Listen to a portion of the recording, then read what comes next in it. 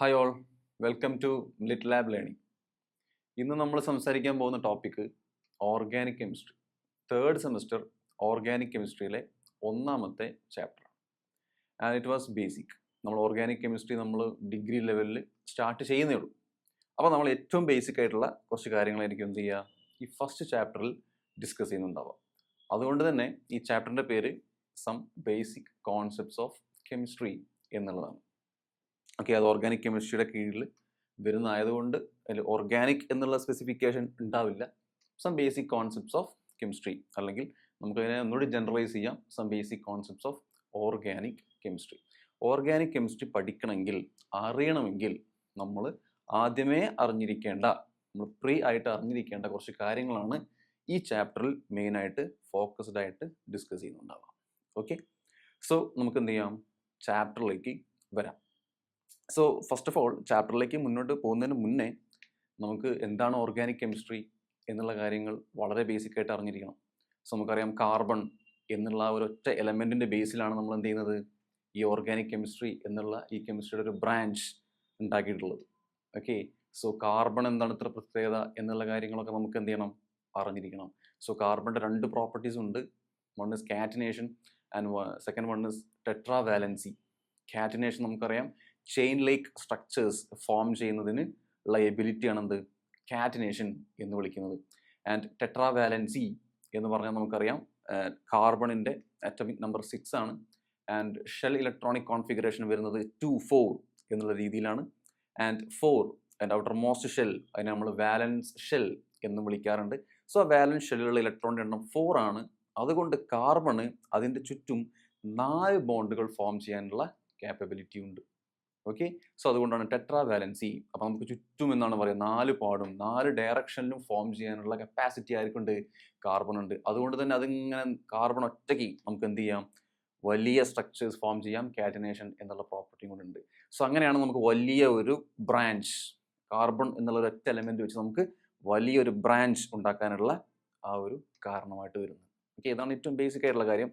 And നമുക്ക് നമ്മളെ ടോപ്പിക്കിലേക്ക് വരികയാണെങ്കിൽ, so basics of organic chemistry, ഇത് നമ്മുടെ മൈനറിലെ കെമിസ്ട്രി മൈനറിലെ എല്ലാ മൈനേഴ്സിലും, ഇന്ന സ്പെസിഫിക് ആയിട്ട് ഇന്ന മൈനർ എന്ന് നമുക്ക് പറയാൻ പറ്റില്ല, എല്ലാ മൈനർ കോഴ്സിലും, അതായത് തേർഡ് സെമ്മിലെ എല്ലാ മൈനർ കോഴ്സിലുമുള്ള ഒന്നാമത്തെ ചാപ്റ്ററാണ്.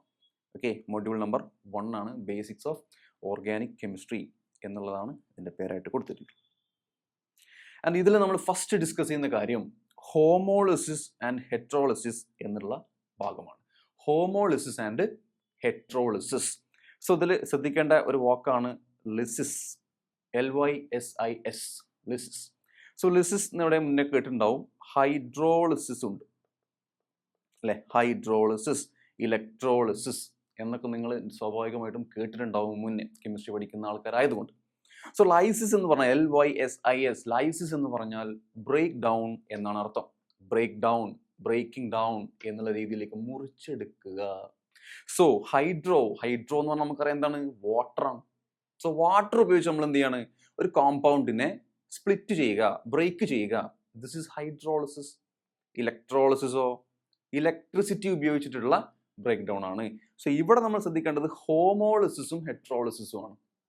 സോ ഹോമോ നമ്മൾ എപ്പോഴാണ് ഉപയോഗിക്കുക, സെയിം ആയിട്ടുള്ള സാധനങ്ങളാണെങ്കിലാണ് നമ്മൾ എന്ത് ഉപയോഗിക്കുക, ഹോമോ. സോ ഇവിടെ ലൈസിസ് ഇൻ ഹോമോ ആണ് അല്ലേ, അതായത് ഒരുപോലെയുള്ള ബ്രേക്ക് ഡൗൺ ആണ്, അല്ലെങ്കിൽ ഒരുപോലെയുള്ള സ്പ്ലിറ്റിംഗ് ആണ്. അതിൻ്റെ നേരെ ഓപ്പോസിറ്റ് ആയിരിക്കും എന്ത്, ഹെട്രോളിസിസ് അല്ലേ. ഇനി അതെങ്ങനെയാണെന്ന് നോക്കാം. സോ ഇവിടെ ഉണ്ട് നമ്മൾ എൻ്റെ മുന്നേ തന്നെ നമുക്ക് ഫിഷൻ ഓഫ് എ ബോണ്ട് അല്ലേ, ഒരു ബോണ്ടിന്റെ നമ്മൾ ഓൾറെഡി പറഞ്ഞു കഴിഞ്ഞു എന്താണ്, ബ്രേക്ക് ഡൗൺ ആണ്, ഫിഷൻ എന്നാണ് ഇതിന് വിളിക്കുക. ഈ ഹോമോളിസിസ് എന്ന് വിളിക്കുന്നതിന് പകരം നമുക്ക് ഹോമോളിറ്റിക് ഫിഷൻ എന്ന് വിളിക്കാം, അല്ലെങ്കിൽ ഹെട്രോളിറ്റിക് ഫിഷൻ എന്ന് വിളിക്കാം. ഓക്കെ, സോ ഫിഷൻ നമുക്കറിയാം, ഫ്യൂഷനും ഫിഷനും ഉണ്ട്. ഫിഷൻ എന്ന് പറഞ്ഞാൽ ഓൾറെഡി നമ്മൾ പറഞ്ഞ പോലെ ലൈസിസിന്റെ വേറൊരു മീനിങ് ആണ്, സ്പ്ലിറ്റ് ചെയ്യുക എന്നുള്ള രീതിയിലാണ്, അല്ലെങ്കിൽ ബ്രേക്ക് ചെയ്യുക എന്നുള്ള രീതിയിലാണ് നമ്മൾ എന്ത് ചെയ്യുക, സംസാരിക്കാറുള്ളത്. ഫ്യൂഷൻ നമുക്കറിയാം കൂടിച്ചേരുകയാണ്, combination. So fission of a bond, ഒരു ബോണ്ടിന്റെ ഫിഷൻ ആണ്. അപ്പോൾ നമ്മൾ ഓർഗാനിക് കെമിസ്ട്രി ഡിസ്കസ് ചെയ്യുമ്പോൾ നമ്മളിവിടെ ബോണ്ട്സ് കൂടുതലും എന്ന് പറയാൻ പറ്റില്ല, മെജോറിറ്റി എന്ത് തന്നെയാണ്, കൊവാലന്റ് ബോണ്ടുകളാണ്, കൊവാലന്റ് ബോണ്ടുകൾ. സോ ബോണ്ടിങ്ങിൽ നമ്മൾ പഠിക്കാറുണ്ട് എന്തൊക്കെ, ionic bond, covalent bond, then coordinate covalent bond എന്നൊക്കെയുള്ള രീതിയിൽ നമ്മൾ പഠിച്ചിട്ടുണ്ടാവാം. ഇവിടെ ഓർഗാനിക് കെമിസ്ട്രിയിൽ കംപ്ലീറ്റ്ലി എന്താണ്? കൊവാലന്റ് ബോണ്ടുകളാണ്. കൊവാലന്റ് ബോണ്ടുകളാണ്. സോ കൊവാലന്റ് ബോണ്ട് എന്താണെന്ന് അറിയണം. It is formed by mutual sharing of electrons ആണ്. മ്യൂച്വൽ ഷെയറിംഗ്, പരസ്പരം ഷെയർ ചെയ്യുകയാണ് രണ്ട് പേരുകൾ തമ്മിൽ.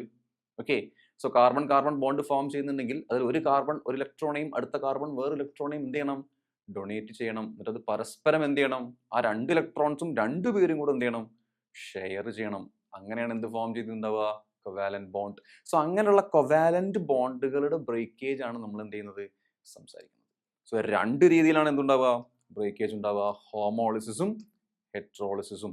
സോ ഹോമോളിസിസ് എന്ന രീതിയിൽ നമ്മൾ ഈ ഭാഗത്ത് നമുക്ക് ഹോമോളിസിസ് എന്ന് എഴുതാം, ഇത് ഹെട്രോളിസിസ് എന്ന് എഴുതാം. സോ ഹോമോളിസിസിൽ ഇവിടെ ഒരു കാർബൺ കാർബൺ ബോണ്ട് കാണുന്നുണ്ടാവും നിങ്ങൾ. CC ബോണ്ട് ഉണ്ട് അല്ലെ, which is A covalent bond. നമുക്കൊരു ബോണ്ട് എന്ന് പറഞ്ഞാൽ നമുക്കറിയാം രണ്ട് ഇലക്ട്രോൺസ് ആണ് അല്ലെ. ഇതിപ്പോൾ ഞാൻ C1 എന്ന് കൊടുത്തു, ഇത് C2 എന്ന് കൊടുത്തു എന്ന് വിചാരിക്കുക. ഇതിൽ ഒരു ഇലക്ട്രോണിനെ C1 ഡൊണേറ്റ് ചെയ്താണ്, അടുത്ത ഇലക്ട്രോണിനെ C2 ഡൊണേറ്റ് ചെയ്താണ്.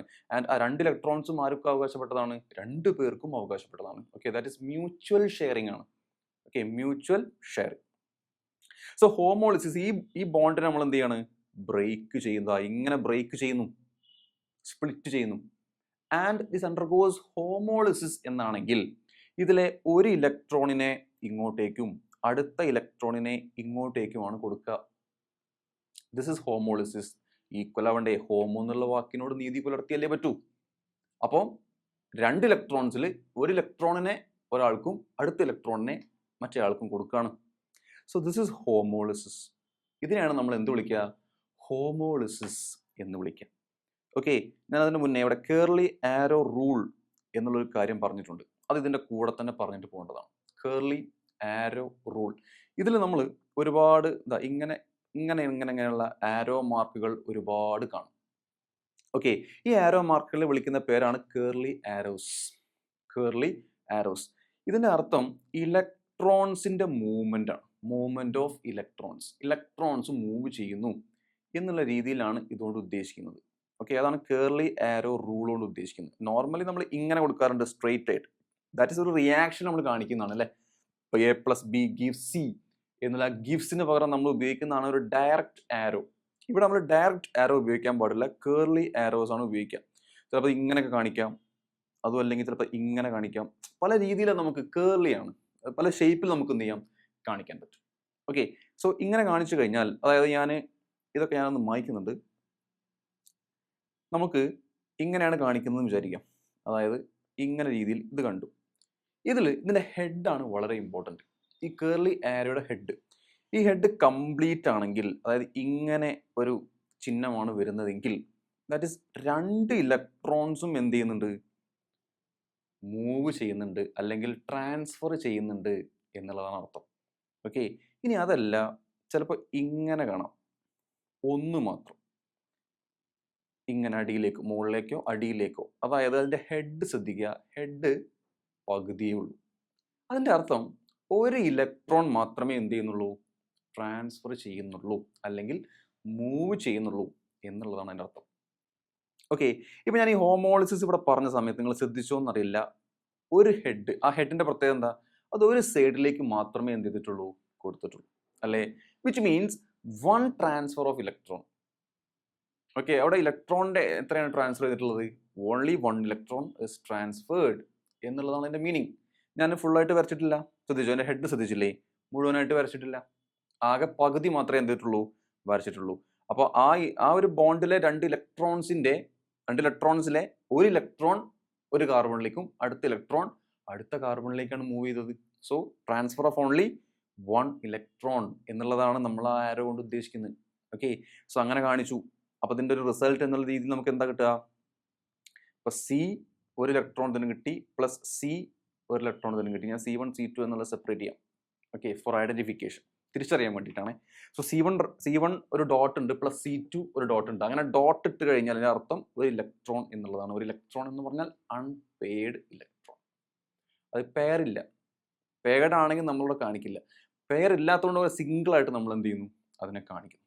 ഓക്കെ, സോ ഇങ്ങനെ സിംഗിളി ഓക്യുപ്പൈഡ് ആയിട്ടുള്ള ഇങ്ങനെയുള്ള ഈ ഒരു സ്പീഷീസിനെ നമ്മൾ വിളിക്കുന്ന പേരാണെന്ത്?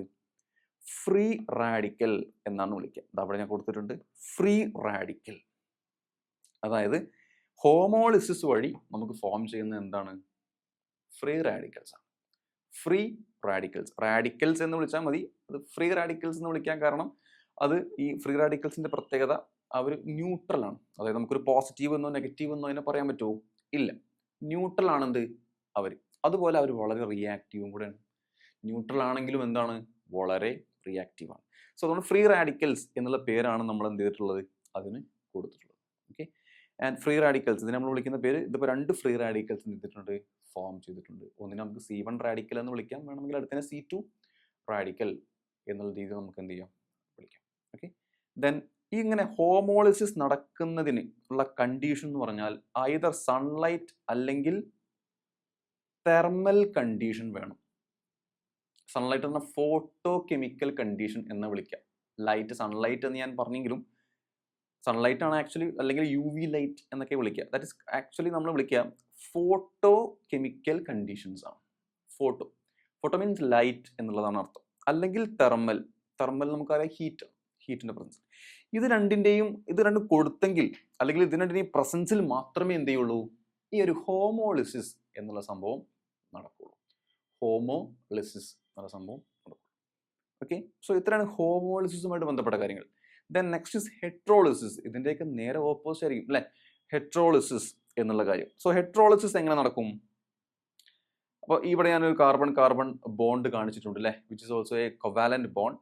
ആൻഡ് ഇത് കംപ്ലീറ്റ്ലി എന്ത് ചെയ്യുന്നു? ഐദർ ഏതെങ്കിലും ഒരു കാർബണിലേക്ക് എന്ത് ചെയ്യുന്നു? ഷിഫ്റ്റ് ചെയ്യുന്നു, ട്രാൻസ്ഫർ ചെയ്യുന്നു. ആൻഡ് ഇവിടെ കേർലി ആരോ എങ്ങനെയാണ്? കംപ്ലീറ്റഡ് ആണ്, വിച്ച് മീൻസ് ഹെഡ് നോക്കുക, 2 ആരോസ്, അതായത് ആരോ കംപ്ലീറ്റ് ആണ് അല്ലെ. സോ ഇതിന്റെ അർത്ഥം ആ ഒരു ബോണ്ടിലുള്ള 2 ഇലക്ട്രോൺസും എന്ത് ചെയ്തിട്ടുണ്ട്? ഒരു സ്ഥലത്തേക്ക്, അല്ലെങ്കിൽ ഏതെങ്കിലും ഒരു കാർബണിലേക്ക്, ഞാനിവിടെ C1 C2 എന്ന് കൊടുക്കുന്നു, ഇവിടെ ഞാൻ കൊടുത്തുള്ള C2ലേക്ക് എന്ത് ചെയ്യുന്നു?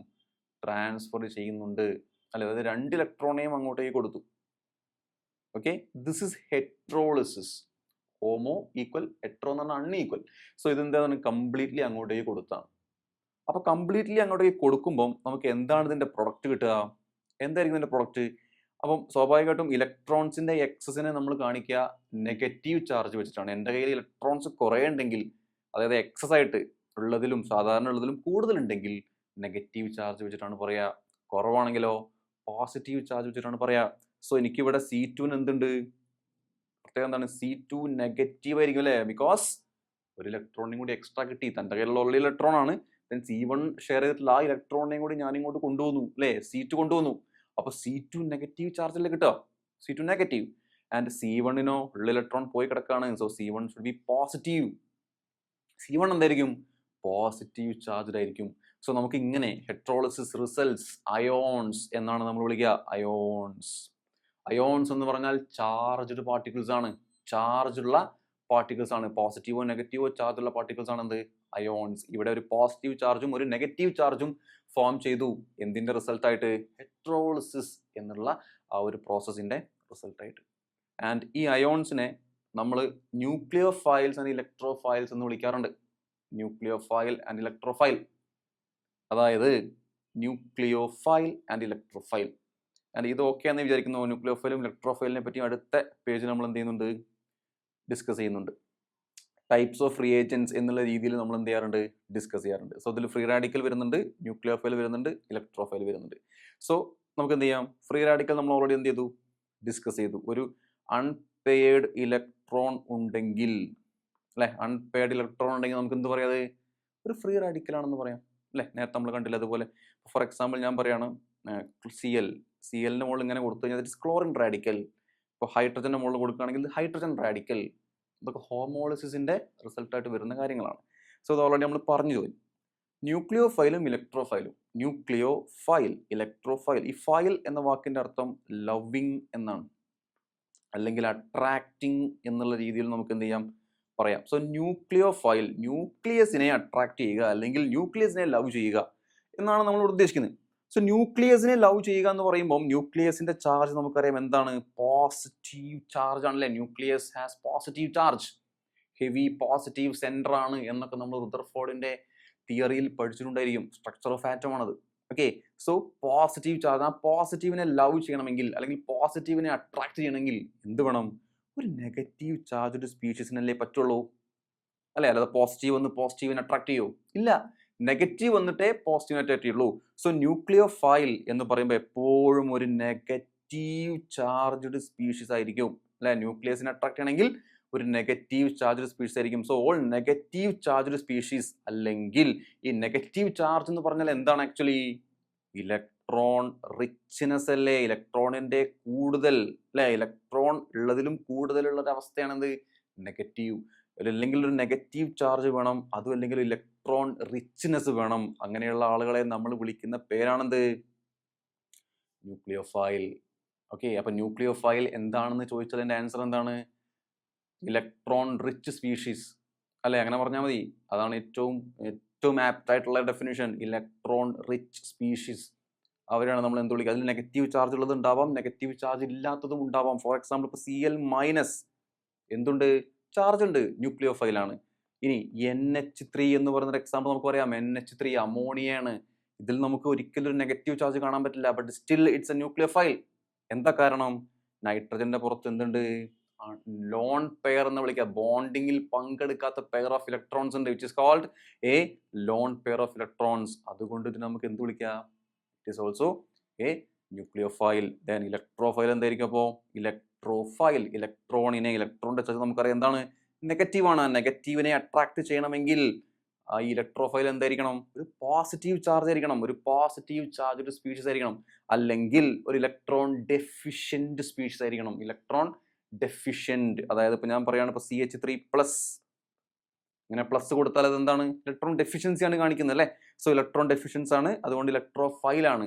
ദെൻ വേറെ ഏതാ കൊടുക്കുക നമുക്ക്? H+, ഇലക്ട്രോഫൈൽ അല്ലേ? H+. ദെൻ വേറെ എന്താ കൊടുക്കുക? BF3 എന്ന് പറഞ്ഞ മോളിക്യൂൾ നമുക്ക് എന്ത് ചെയ്യാം? വേണമെങ്കിൽ പറയാം. കാരണം എന്താണ്? BF3 മോളിക്യൂൾ ഇലക്ട്രോൺ ഡെഫിഷ്യന്റ് ആണ്. അതിന്റെ ഒക്ടറ്റ് ഒന്നും എന്തല്ല?